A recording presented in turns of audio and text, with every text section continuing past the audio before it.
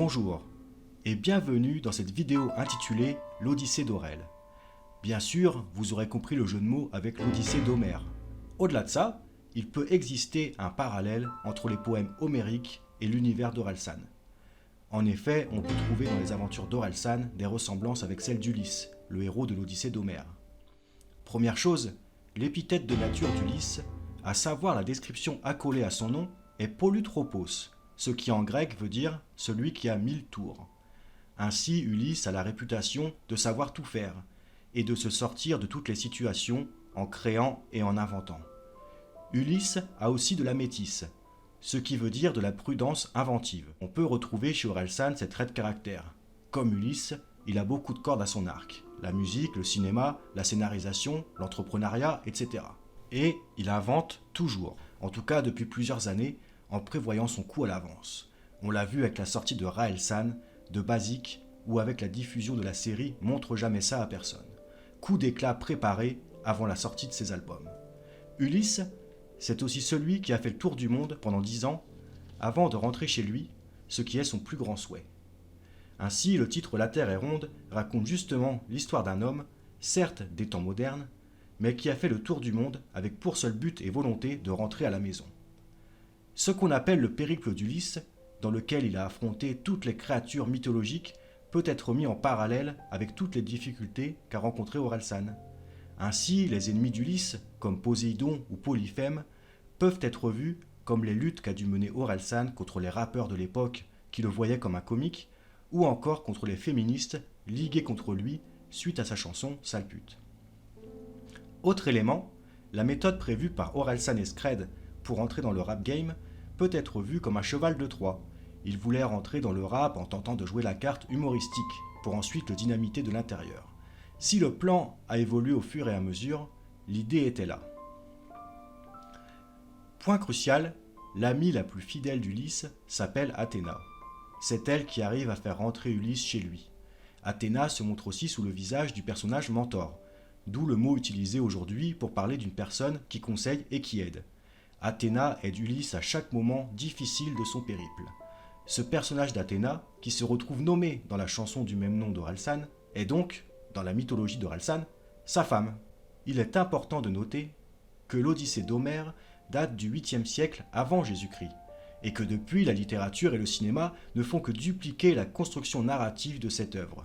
Orelsan, en tant que scénariste autodidacte et réalisateur, a donc appris volontairement ou non à construire un récit selon les préceptes créés par Homère. Car finalement, on peut rapprocher la structure de son dernier album, Civilisation, à celle d'un scénario, et donc avec la manière de narrer d'Homère. Car cela ne vous a pas échappé. Civilisation, le 4e album d'Orelsan, a une construction cinématographique. Bien sûr, tous les albums d'Orel ont toujours été cohérents, et le côté film a été pleinement exploité dans l'album avec Gringe. Orelsan et Gringe sont les casseurs-flotteurs. D'ailleurs, ils en ont tiré un film, Comment c'est loin.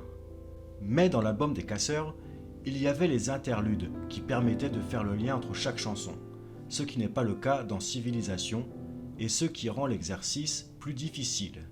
Alors on peut donc établir un plan et une structure narrative dans l'album Civilisation. L'album démarre par la phase d'exposition. Au cinéma ou dans la littérature, la phase d'exposition, c'est là où on montre les personnages importants d'un film, leur contexte de vie, les lieux où se déroule l'action, afin que le spectateur connaisse les personnages et leur monde. Dans Civilisation, ça correspond aux 4 premiers titres de l'album. Ainsi, dans Shonen, on a une présentation du personnage principal d'Orelsan, un petit rappel des événements passés, c'est un peu un Previously on la discographie d'Orelsan. On redécouvre ainsi Ablaï, Skred et Gringe pour ceux qui n'avaient pas suivi ce que faisait Orelsan auparavant. Dans la quête, on découvre donc le passé du personnage, son background, l'arrivée d'autres personnages comme sa famille proche, et dans Du propre, on a le lieu Caen avec son fameux kebab.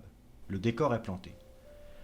Dans Bébé Bois, on a une chanson écrite spécifiquement pour présenter le 2e personnage le plus important de l'album, sa femme, et on comprend qu'il y a des problèmes dans le couple. Ensuite, démarre l'intrigue principale. On voit que notre héros en a marre des réseaux sociaux, d'en rêve mieux, et qu'il s'isole à Caen pour vivre des bonheurs simples comme aller voir un match de foot avec son père, faire du karaoké avec sa sœur ou encore jouer à la PlayStation. Il se recentre sur lui-même et sur sa famille, dans Seul avec du monde autour. Mais un événement anodin va venir chambouler cette petite vie tranquille. Cet événement, c'est sa montée sur Paris pour voir son pote Mickey.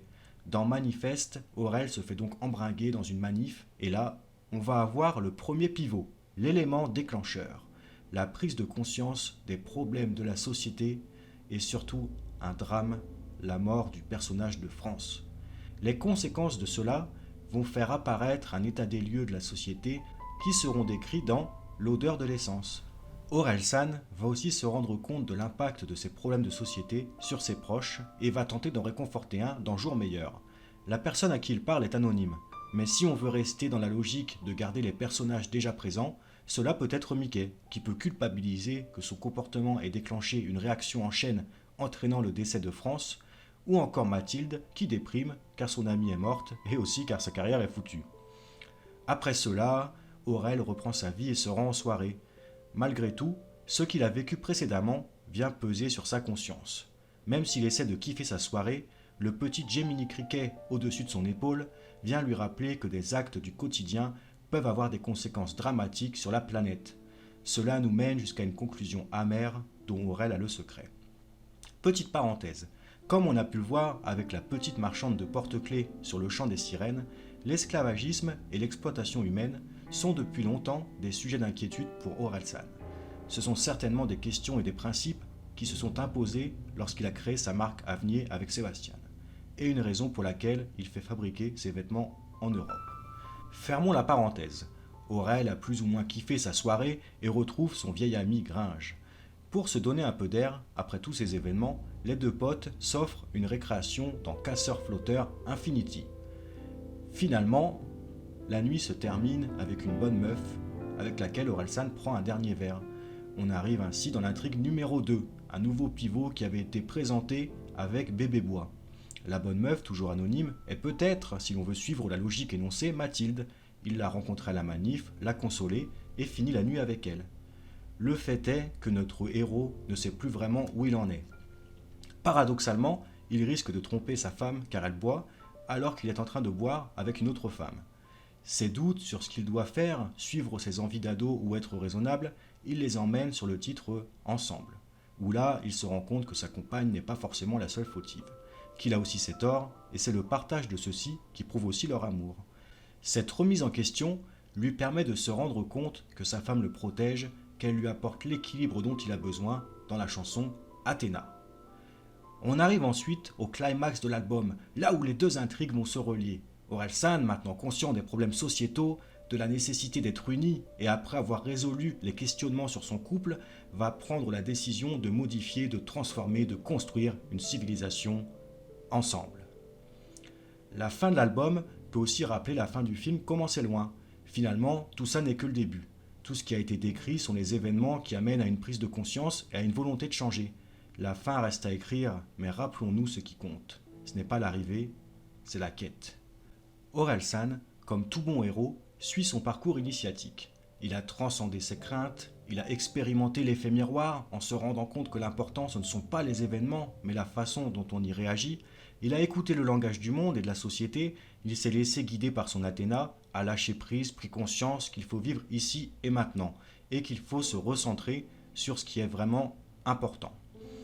Alors, on peut conclure en s'inspirant de Joachim du Bellay, heureux qui, comme Aurel, a fait un beau voyage, et cela sans avoir succombé au chant des sirènes.